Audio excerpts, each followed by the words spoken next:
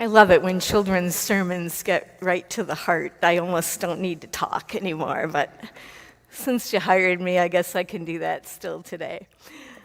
The Old Testament lesson is, as you've heard, a story about King David before he became the king of Israel.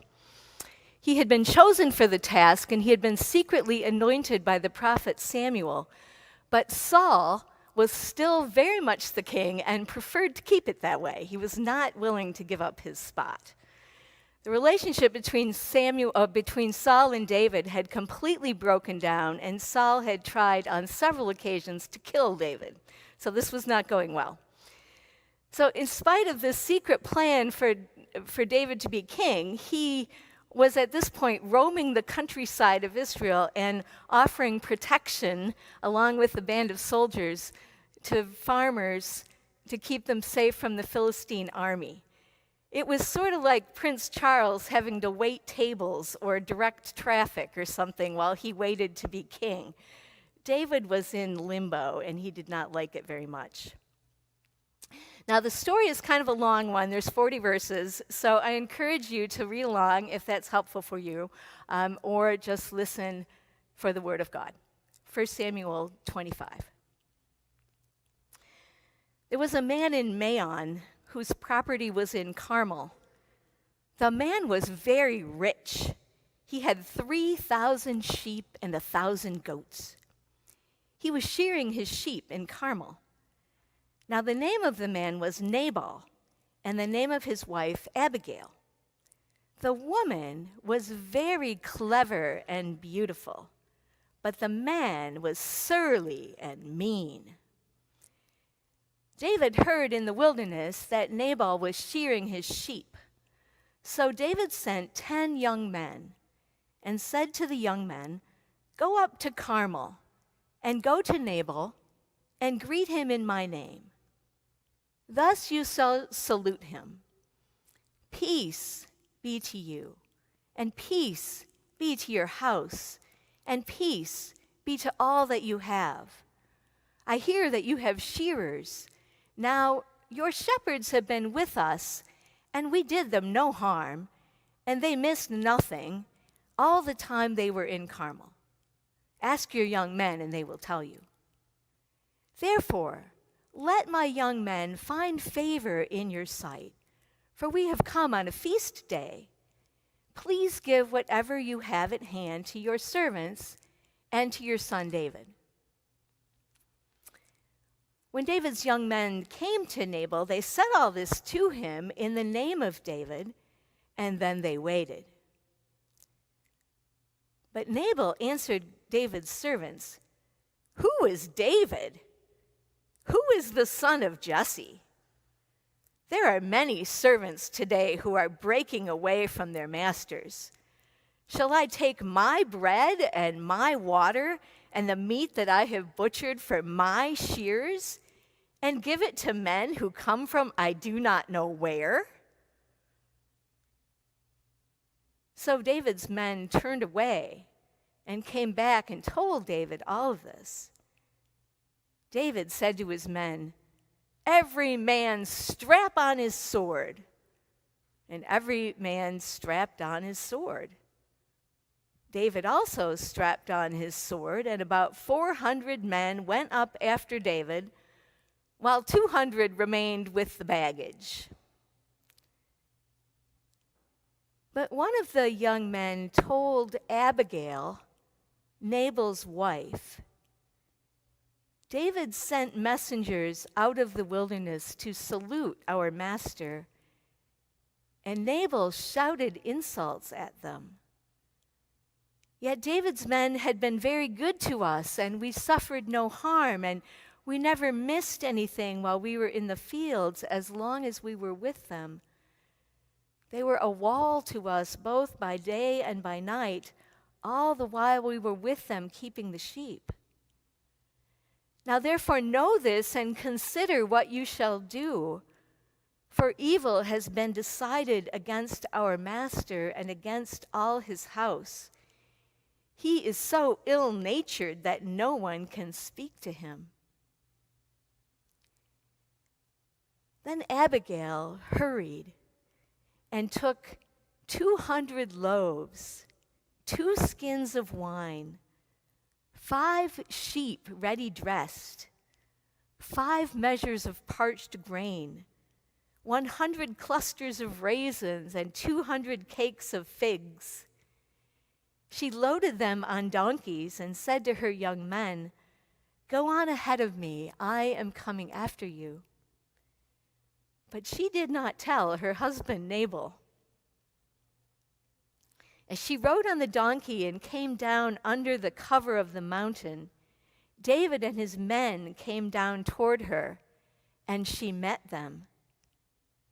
Now David had said, "Surely it was in vain that I protected all that this fellow had in the wilderness, so that nothing was missed of all that belonged to him. But he has returned to me evil for good. May God so do to David and more also, if by morning I leave so much as one male of all who belong to him." When Abigail saw David, she hurried and alighted from the donkey, fell before David on her face, bowing to the ground. She fell at his feet and said, "Upon me alone, my lord, be the guilt. Please let your servant speak to your ears and hear the words of your servant." And when she says your servant, she means herself. "My lord, do not take seriously this evil-natured fellow Nabal, for as his name is, so is he. Nabal is his name, and folly is with him. But I, your servant, did not see the young men of my lord whom you sent."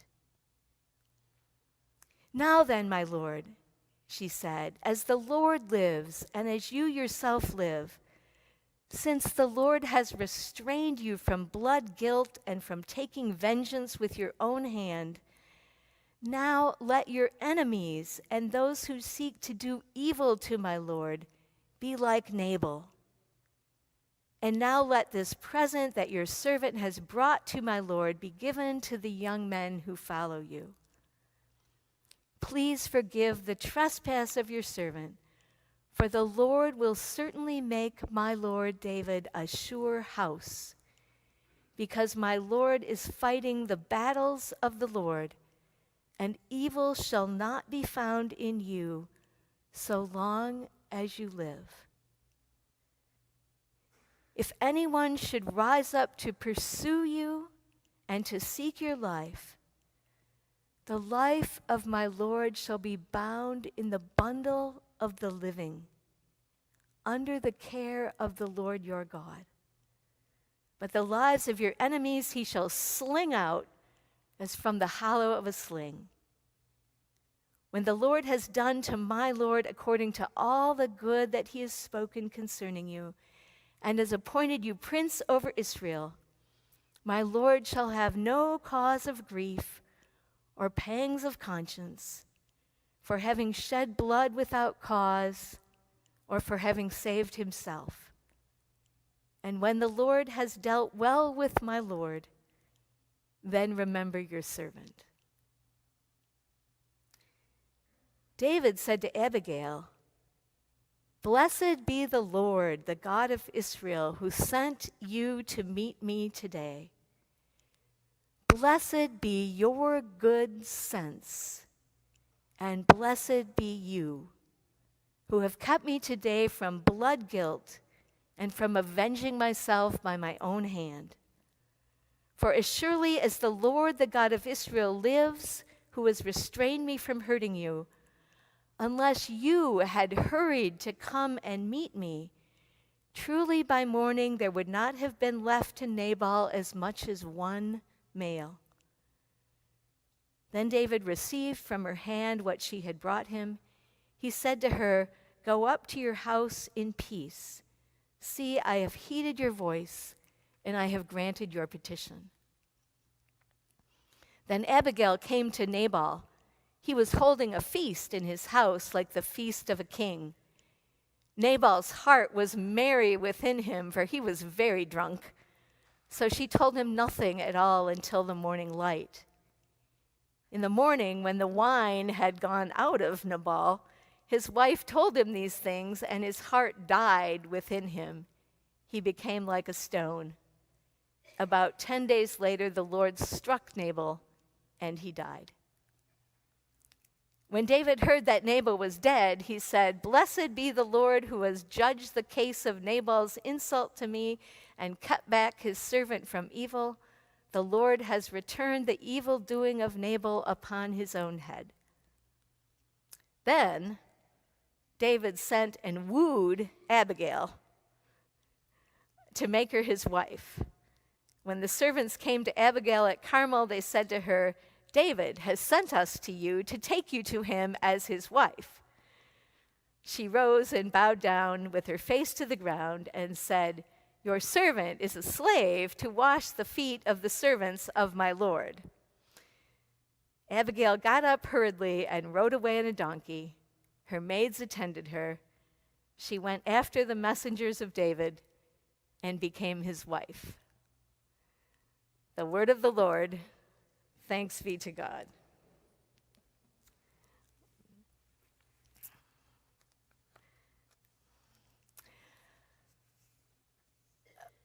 When Steve asked me to preach, I asked how closely Central followed the lectionary during the summer, and he said I was free to choose my own text as long as I preached good news.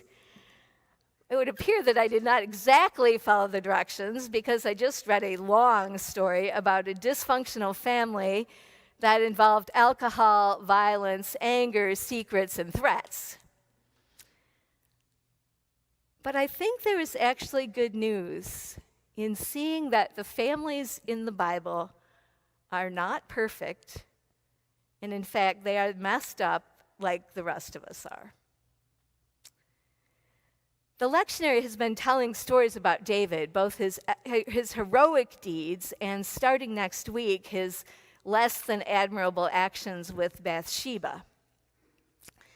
The lectionary omits this story about Abigail, as it does so many stories about women, but I think it's worth our attention. This is a story about ego and power and vengeance and who will be the alpha male. David asked a favor. Nabal rudely said no. David got mad and set out to show Nabal who was boss. Abigail intervened and tried to placate David without telling her husband. Think about how risky that was for her. She had to make an end run around her surly husband, and yet she had to meet David on the mountainside as he's coming with his men to take vengeance. It's not surprising, then, that she is quite humble and subservient in this story. She bows to the ground, she addresses David as my Lord, and she refers to herself as your servant. She takes responsibility for Nabal's bad behavior, and she begs David to refrain from violence. Now, some people would call this codependent behavior, where the wife is trying to deflect the consequences of her husband's bad behavior rather than leaving him to take responsibility for his own actions. Maybe so. But in this story, Abigail sees the big picture. She's not merely trying to save her own life or the lives of her husband and servants. She's trying to protect David from acting foolishly and from engaging in unnecessary violence. Notice how she pleaded with him to do the right thing. You are better than this, David. You do not need to escalate this violence. You do not need to defend your honor. You are going to be king, and God will protect you from idiots like Nabal. You are bound in the bundle of the living, and you do not need to defend yourself. So she appealed to his vocation as king, even though most people didn't know about it yet. She reminded him of God's protection. She offered a way out of this messy conflict that would save face and reputation. She was wise and perceptive and courageous, and David saw that she had good sense, and he listened. Have you seen any conflict around you lately? Maybe in your family like this, but there's a lot of conflict in the Reformed Church in America right now. There's perhaps even more conflict in the world of politics and government. These are stories about ego and power and money and who will be the alpha person in the end. My sense as a historian is that in previous conflicts in both the church and the nation, good sense usually won out in the end. A few people like Abraham Lincoln or Franklin Roosevelt, we could name many others, it could envision a way forward that did not involve division or armed conflict or storming the Capitol. But what I found most disturbing about recent conflict in both the nation and the RCA is that good sense doesn't seem to be much of a value in the midst of conspiracy theories and big lies and my way or the highway strategies. Now, conflict and disagreement are not necessarily wrong or sinful. People have different values and different goals. And in the congregation, for example, some people value supporting missionaries, and some people value supporting local charities, and sometimes they argue about which one of those should get more money. But they're both important values, even though they can be in competition with each other.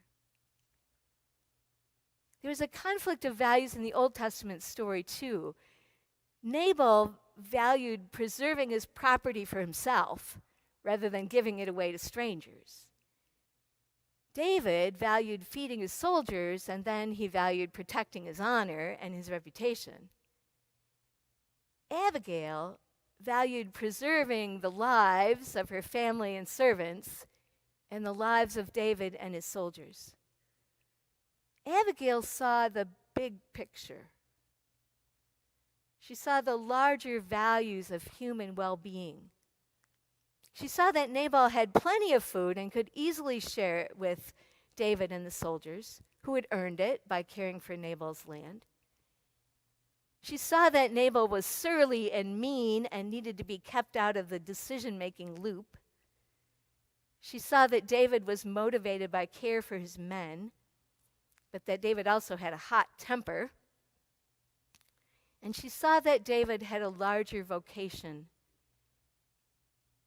She knew that he was going to be king, but he needed some guidance on how to act. So as in this story, our conflicts usually come about because people have different values. In the RCA, for example, some people value purity. They don't want to be in a denomination with people who think differently than they do about a particular issue. Other people in the RCA value justice, and they want to make sure that all people are treated fairly all the time. That's a way serious oversimplification of the issues, of course, but I wonder if there are any larger values that could keep the RCA together. There's our history. Almost 400 years of being a church together. There's our commitment to the grace and good news of the gospel. There's our commitment both to world missions and local missions, to both evangelism and social action. There's our sense that human beings are sinful and imperfect. There's our sense that God is God and we are not, and that God protects and preserves the church far better than any of us are able to do. That all strikes me as good sense. And yet, currently those values do not seem to be enough to hold the RCA together. And yet I continue to hope, perhaps naively, that good sense might still be enough to keep at least some of the denomination together for another 400 years. So that's the big picture on the denominational level that some of you probably don't know or care about. But what about the more intimate level of family conflict or workplace conflict? I want to say right off the bat here that some families are torn apart by the similar problems of alcohol and violence and bad temper. Nabal and Abigail could use a family therapist with good sense because their family is a mess of secrets and bad behavior. But in a way, this story is unrealistic because reconciliation, when it happens, is usually slow and painful and takes a lot of work. But in this story, there's kind of this magical whoop. Nabal dies, right? How convenient is that? They don't have to work out the details and the struggles of their tense relationship. And then Abigail is quickly swept off to marry David, which is just interesting. That's a whole other sermon, I think. But those of you who grew up in difficult family situations or work with a difficult boss or have toxic relationships, you know that conflict is not resolved so easily. And sometimes it can't be resolved. And when there is alcoholism or violence or toxic words, sometimes no matter how much good sense is offered, the trouble continues.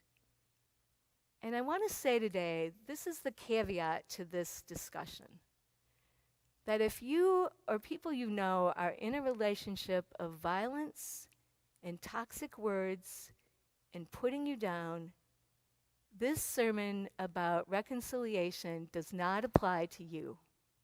That is a totally different situation. The church has, I think, too often told people to forgive, to give another chance, to be nice, to behave better, and then you'll fix the problem. But sometimes when the problem is Nabal, there's no fixing it. And then the good sense in the situation is to leave, to get a divorce, to quit the job, to stop responding to texts, to distance yourself from the family member. And it is not sinful or weak to exercise good sense by stepping away from trouble. But there are a lot of others of us who are in situations that aren't so toxic, that aren't violent, they're just uncomfortable. And so for those people, for all of us really, I wonder what good sense looks like. One of the things that Abigail had was a kind of emotional intelligence. She could read people, and she knew how to respond. And she acknowledged the feelings of anger and frustration that David had.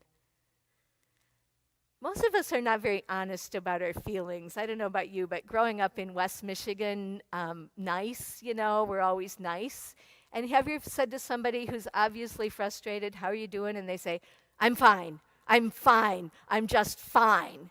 And clearly they're not fine, right? So a little more honesty for most of us would probably be a good thing. We're so conditioned to think that anger is terrible and it's dangerous and we must avoid it at all costs.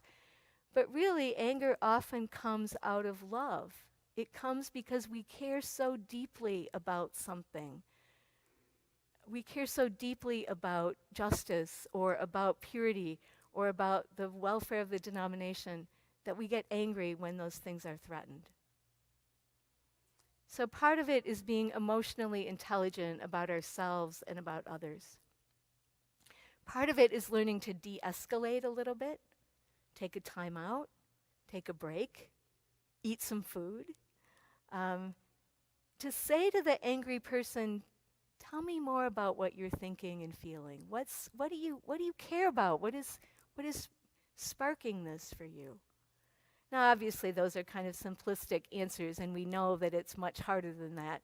But if we could even make a tiny step in the direction of more emotional intelligence and honesty and de-escalating, we'd all be a little better off, I think. In the long run, though, we're in desperate need of God's grace for any of this. As the hymn said today, by grace we were invited. By grace we make God known. It is grace when a parent can scoop up an angry, out-of-control toddler having a meltdown and make her laugh. It's grace when your teenager says, "I hate you," and you can say with kind of a smile, "Sometimes I'm not crazy about you either." It's grace when you can offer a cup of coffee to a hostile workmate. That's all grace. And when the RCA could be a big tent that has room for all, that's grace too. John Lewis, as you know, was a congressman and an activist for voting rights and civil rights, and he died about a year ago, right at this time. He was beaten brutally in the first march from Selma to Montgomery. He took part in the freedom rides and in other kinds of things, and he was repeatedly beaten. But he lived a long life of service for justice, for civil rights, for voting rights.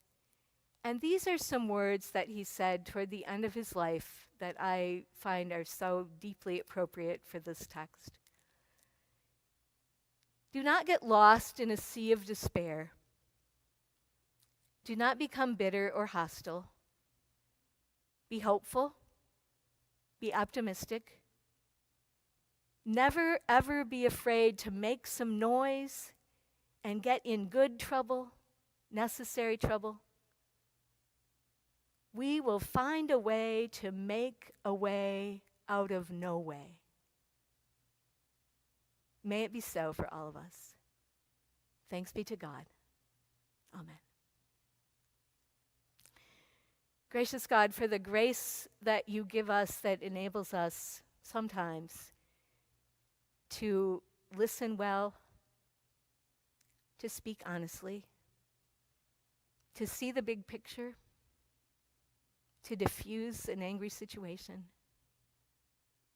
For all of those times when your grace has been present, we give you our thanks and praise. Amen.